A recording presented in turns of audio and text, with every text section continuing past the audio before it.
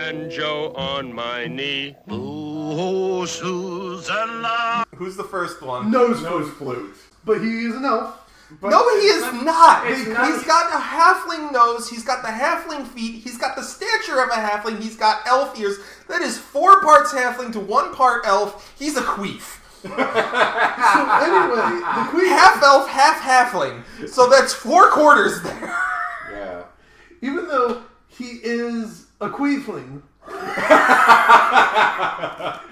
Oh, that's awful. Yeah, that's the other thing. What are elves known for? Archery. What is a halfling known for? Sneaky dickbaggery. Which is halfly done with a short sword. Yeah. Or dagger. But his big weapon was Rosenet. Another halfling trait is the huge honking nose. They share that with gnomes. That overshadowed his mouth, so when he played the flute, it was just stuffed up his nose. Oh, I need to talk about that flute. That flute was something you'd find in a pawn shop in like 1987. That's a modern flute, not a pan flute or like It was a golden practice flute. Yeah.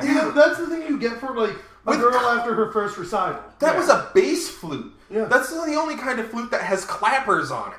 Yeah, that's the kind of flute I played when I was like in elementary school. And he played it like a traditional flute rather than an actual bass flute. No, he didn't. And he shoved it up his nose. No, he fingered it like a classic flute. That's his Coke spoon. How about the dwarves? Since we don't have a list of the dwarves. Oh God, I forgot about the dwarves. The little hairy wizards. They were garden gnomes. Those were garden gnomes, yeah. They were garden gnomes. And the dragons exhale fire into their cave, and they just come out with sacks of gems to appease them. This is our heroes. This is the first time we're really like... We have Uncle Grandpa Smurgle. Smog. Yeah. Uncle Grandpa Smog. Smog/Smeagol. And Dunderhead Peter Gorbash. Yeah, Peter Gorbash. We are the heroes. By the way, we're just going to commit robbery and assault and arson. Oh my God. Do not forget the vandalism too. When they started eating the caves. Start eating the caves. Let's go on to another character. Next is Sir Nipsalot. Sir Nipsalot. Or as I have listed, Nipple Spikes. Nipple Spikes, Sir Nipsalot, Nigel Thornberry's grandpa. I'm pretty sure that it was the voice actor came in with a flask that nobody confiscated from him. No, they said this is going to be great for the character. Here, have another. Yeah. But he comes in, and his nipples enter the room first. Yeah. They're up here. We have to point out that they enter like Robert Zadar's jaw. Like, what is the purpose of that? If you're designing a suit of armor and you want to put spikes on it, you want to put it shoulders, elbows, wrist, maybe a couple along the back. Like the combat pieces of your arms. Yeah, intimidation factor. Let's give some intimidation factor. You want some intimidation factor? You put them properly on the nipples? Yeah. But this guy was like on his upper pecs. Yeah, they were on his collarbone. Yeah. So these would put out his own eye. If he just falls asleep on the horse, he's going... You're right. Wait, that wakes him up. Yeah, there is a practical point to all that dumb shit. Then we get to the horse's practical armor. Point. But then we get to the horse's armor. It has one little midget unicorn horn at the front, and then like a million spikes down the back. So if he were to stop short and fall against the horse's mane, he'd just be impaled 7 times. When he hugs Botox Ranger, he hugs her close and puts one of his nipples into her jugular. Yeah. He's breastfeeding her with his spiked nipple. Yeah. Sweet, sweet healing potion hidden inside of the needles of my nipples. That's not even a syringe, though. Like, if that was the whole purpose, you're opening up a 5-inch hole in somebody's neck. It's healing potion. It'll fix it.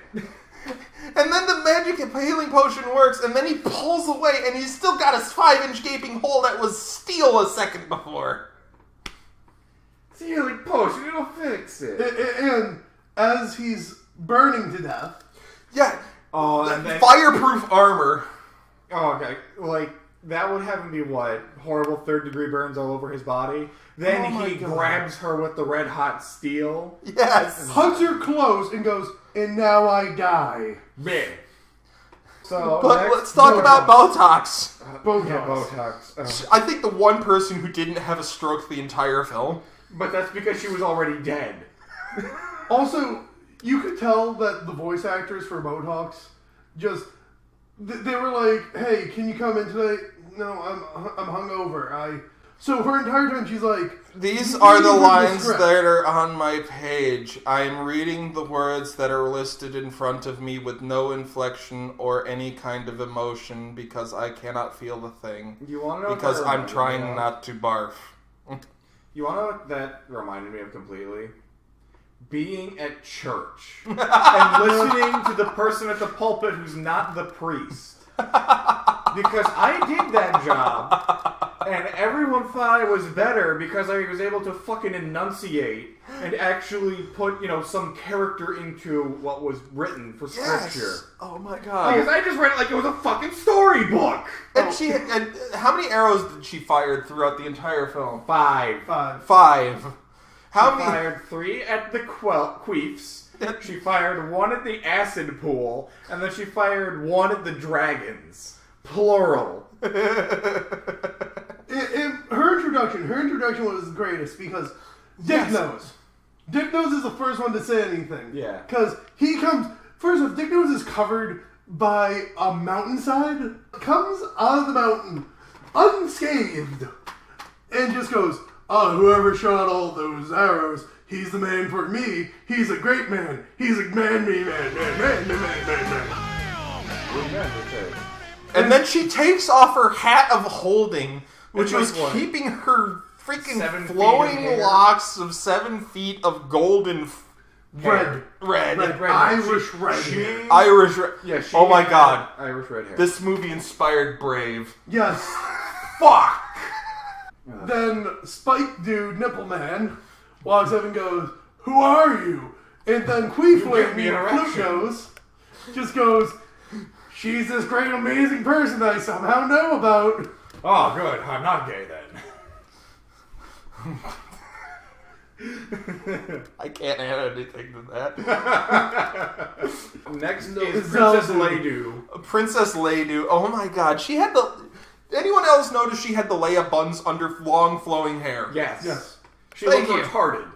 And Her then- father... Who the hell is her father? The Lime Julo. Lime Jello killed her father and mother, remember? Right! And blamed it on Jesus. And blamed it on Jesus. That is a line from the movie. I don't think it was really Jesus, but none of us care. It sounded enough like Jesus. Sounded enough like Jesus. And he takes her and adopts her, and she forgives him eventually. Okay, let's gloss over all of Yeah, that. well, that never got finished. No, yeah. No, Jesus. That never gets finished. But then the movie starts, and we meet her, and she has this great, active role in this thing. And as soon as the dragons go away, she goes, "Okay, my role is over. Time to spend the rest of the movie in a coma." Yeah, no, it's like, I must go where my people need me, and then she was never seen again. No, she Except was she's seen constantly. She's seen constantly in a half trance-like state. Yeah. Because she's in a coma, having dreams about the present in another time and place. She had become an oracle. That's Yes. why he killed the parents and blamed it on Jesus. Because Jello needed an oracle. He did kill Jesus. Because Jesus was turning water into wine. Why did you Jello didn't want it. So he turned all wine into milk. You're moving in on my turf, pal. Milk that cured ulcers Yeah. for Magic milk. I do not want to hear the words magic milk ever in my life ever again. And then she wakes up at the end just to appear after the climax to do more narration of what's actually happening right in front of her. Princess Yes, I'm here, my Exposition. dear. And Princess what she does, Exposition. she then turns over the Crimson King's crown. Oh, we'll save that for the Yeah. waifu at the end. Yeah, we'll Yeah. save that for waifu.